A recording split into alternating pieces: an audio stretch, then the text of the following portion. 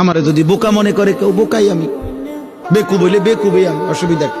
আপনার চোখে আমি বেকুবেই থাকলাম, সমস্যা কি?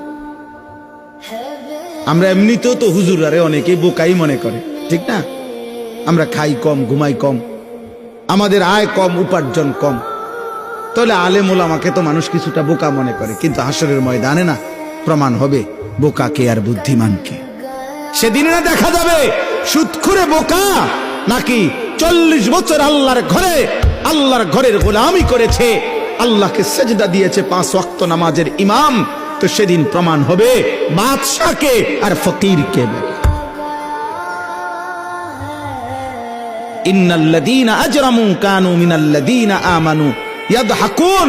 আল্লাহ বলে আজকের দুনিয়াতে নাফরমান আর পাপী ইমানদারকে নিয়ে হাসে, আমি আল্লাহ ওয়াদা দিলাম ফালইয়াউমাল্লাযীনা আমানু মিনাল কুফফারি ইয়াদহাকুন। সেদিন আখিরাতে ইমানদার বেঈমানকে নিয়ে হাসবে।